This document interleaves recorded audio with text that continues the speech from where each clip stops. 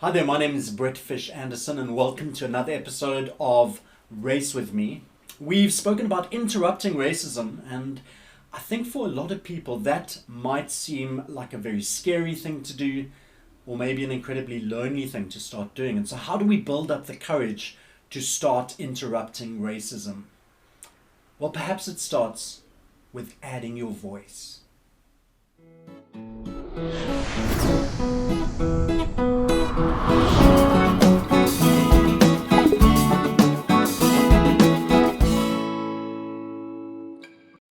So we've looked at the hashtag not on our watch as a daily commitment to interrupt racism wherever we see it, whether it's online or offline. And let me tell you, as someone that made that commitment a few years ago, that it can be an incredibly lonely place, or it can be an incredibly scary place.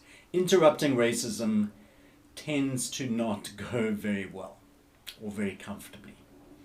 But it is so important that we start doing it, that we commit to doing it. And yet it's understandable if you've never done it before that it might seem like such a huge thing. How do you start doing it, and how do you learn to do it well? And what I would like to suggest to you is that it begins by adding your voice to those people that you know that are already interrupting racism. So it might be on social media when somebody challenges a joke or a cartoon or a statement that someone's made and says, I think that's a bit racist, I think that's problematic, or that is racist, that is problematic, please take it down. For you to be able to support their voice, and you can do that in a number of ways. If one person jumps in with a comment and says that's not okay, and you agree with it but say nothing, then it can look like only one person has a problem with that comment. And so even something like liking that comment already starts to show that more than one person has an issue here. More than one person thinks it's problematic. And so liking, if a comment has 50 likes on it, then it's a sign, or it's suggesting that 50 people are agreeing that whatever was posted was racist or problematic. And so that is a good way to start. But a better way is to add your own comment. And so the same challenge, the same call for justice is happening through somebody else's words. Because if you post something and 50 different people post a comment saying, I'm sorry, but I don't think that's okay, please remove this is offensive, pointing out why it's offensive, and we can find gentle, not super confrontational ways of interrupting racism in that way. And if more of us are commenting and then liking the other comments, sharing articles that talk about racism and injustice and related issues, when we see them, it gives weight to them. It adds weight, it adds your voice, it adds your endorsement. It says, I agree with this statement. And that goes against things that are problematic, but it also goes positively with things. Somebody posts a blog post dealing with racism, and by sharing it on your page, you are adding weight and volume to what's being said in the blog post, in the article, and the status, whatever. And I would encourage you, when you see something that really resonates with you in this anti-racism journey, don't just like it. Hit share, because that is so powerful. It introduces a whole new audience. It introduces it to your friends and family and followers who won't get to see it on someone else's page.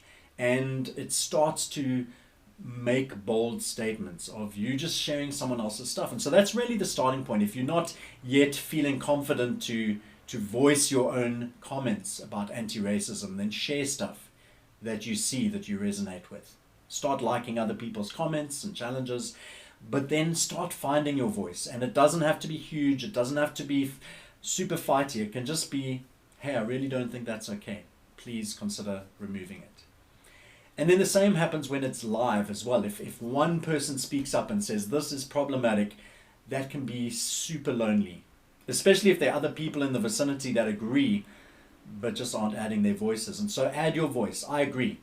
That might be all you need to say, just to magnify the voice that is speaking up, that is speaking out, that is speaking against racism. And obviously this works for sexism and other isms that are problematic in society, but we're focusing specifically on race here. And so by adding your voice, you get to lift up other voices. You get to tell other people that are doing this work that you are with them, that you are an ally, that you back them, that you agree with them, that you see them, because it can be lonely sometimes, being an only voice that speaks up. And so let other people know that what they're saying is right, that we're fighting for justice together. And then I think lastly, this is probably a great place for me to share what I call the audience factor, which is a philosophy I've developed around social media commentary. And you can often see me on a Facebook post arguing back and forwards with someone about a racist issue, about whether it's racist or not. And a lot of people will think, Brett, you're taking too long on this person, just give up, they're not going to change. And a lot of the time, they're right. That person's not going to change. But what I've come to realize is that often, if I'm having a good argument, a good engagement with someone, if I'm sharing the facts and I'm sharing opinions and I'm challenging what they're saying and I'm giving reasons for it, that person might not be the person that changes, but there's always a secret silence audience. People are always watching. And usually there are people that are watching that are too scared to comment or too nervous to think of the kind of backlash that might come if they comment. They don't feel confident enough in their responses. Or it might be people that are sitting on the fence trying to really figure out how does this anti-racism thing work. And so when I continue longer than is expected or longer than people think is necessary, it's always with the audience in mind. And I've come to see over the years through inbox messages, through conversations with people that I didn't even know were in the conversation.